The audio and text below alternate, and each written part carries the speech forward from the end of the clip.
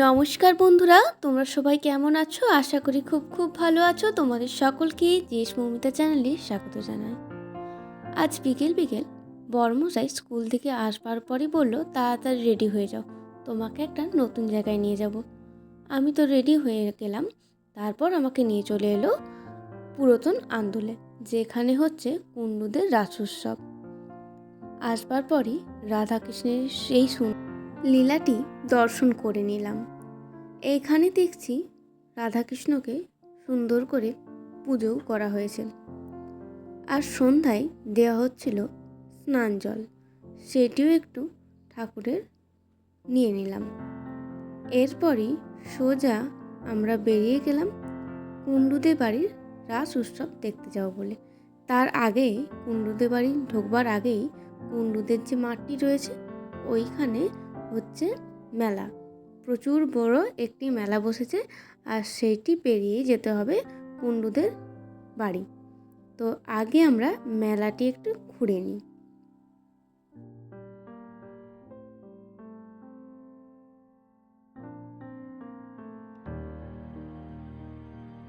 মেলায় এসেছি আর জিলেপি ভাজা থাকবে না তা কখনো হয়? মেলায় রয়েছে গরম গরম সুন্দর সুন্দর জিলেপি আর মালপোয়া, সাথে ছিল অনেক কাঠি ভাজা আর বাদামও ভাজা। আর এরপরে রয়েছে বাচ্চাদের বিভিন্ন ধরনের নিত্য নতুন খেলার আইটেম, যেগুলি বাচ্চারা এসে মেলাতে খুব আনন্দের সহিতই উপভোগ করবে। এই টয় ট্রেনটি আমার ভীষণ ভালো লেগেছে, আশা করি প্রতিটি বাচ্চারও খুবই ভালো লাগবে।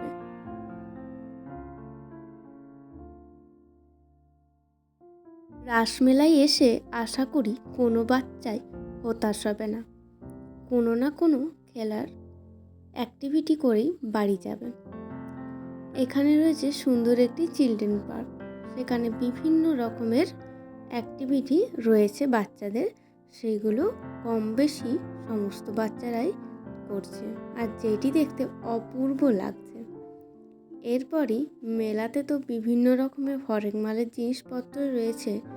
আমি একটু চলে গেলাম হরেক মালের জিনিসপত্র দেখতে। আমারও টুকুটুকু কিছু কেনার ছিল, তো বিশেষ কিছু আমি নিলাম না।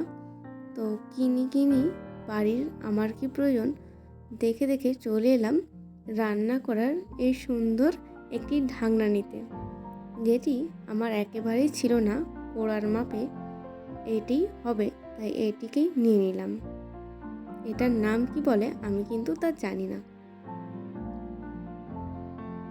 মেলায় এসেছি আর আর্টিফিশিয়াল ফুলের দোকান থাকবে না তা কি কখনো হয়? তো আমার চোখ এইগুলি দিকেই পড়লো মেলায় আসবার পর। আমি সোজা চলে গেলাম এই ফুলগুলি দেখতে।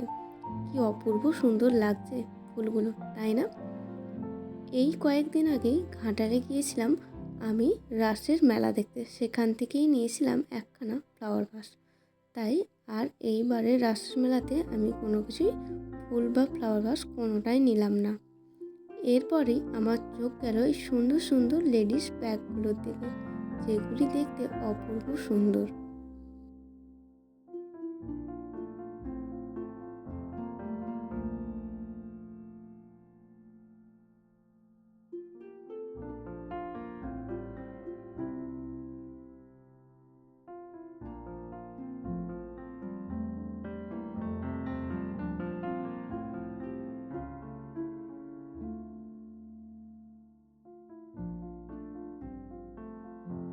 মেলাতে এসেছি আর বেলুন দেখতে পাবো না তা কি কখনো হয়? আমরা যখন ছোট ছিলাম এই ধরনের বেলুন সচরাচর দেখতে পেতাম না।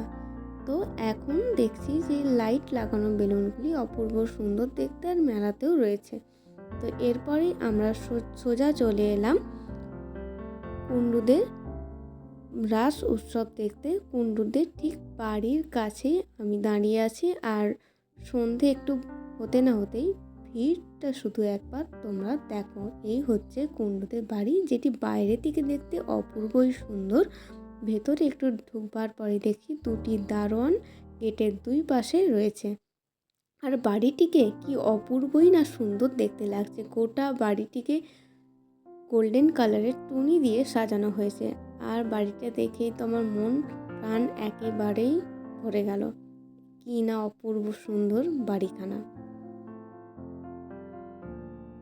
বনিদি জমিদার বাড়িতে অনেক সিনেমার শুটিং হতে দেখেছি বটে, কিন্তু কাছ থেকে দেখবো এটা কখনো কল্পনাও করিনি। বাড়িতে ঢুকবার পরই আমার মনটা ভালো হয়ে গেল আর অপূর্ব সুন্দরও লাগছিল বাড়িটিকে।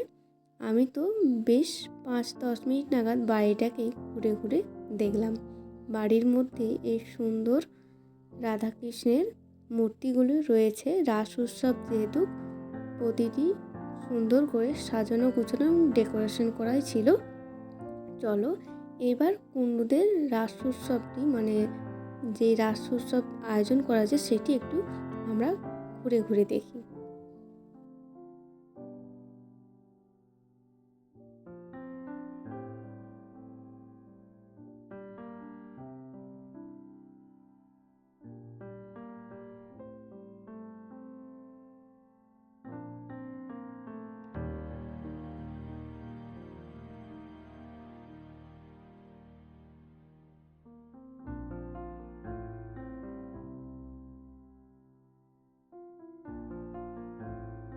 যত সন্ধে গড়িয়ে রাত হচ্ছে ততই ভিড় বেড়েই চলেছে। এই রাস উৎসবটি প্রায় 400 বছরের। আগে দূর দূরান্ত থেকে মানুষ পায়ে হেঁটে রাস উৎসব দেখতে আসতো কুন্ডু চৌধুরী বাড়িতে। এইখানে আগে যাত্রাপালাও হতো, বর্তমান দিনে তার হয় না। কুন্ডু চৌধুরী বাড়ির ঠাকুর মন্দিরের যে সিংহাসনটি রয়েছে ঠাকুরের, সেটি রূপোয় বাঁধানো আর দেখতে অপূর্ব সুন্দর। আর ঠাকুরের মূর্তিটি স্বর্ণের। কি অপূর্বই না সুন্দর লাগছে এইখানে রাধাকৃষ্ণটিকে। আর শ্রীকৃষ্ণের বিভিন্ন লীলাগুলিকে সুন্দর করে তুলে ধরা হয়েছে এই রাস উৎসবটিতে। তো আমার এখানে এসে ভীষণ ভালো লেগেছে। তোমরা চাইলেও এখানে আসতে পারো। তো ব্লগটি এখানেই এন্ড করছি। দেখা হবে আবারও কোনো এক নেক্সট ব্লগে। এখনের মতন টাটা।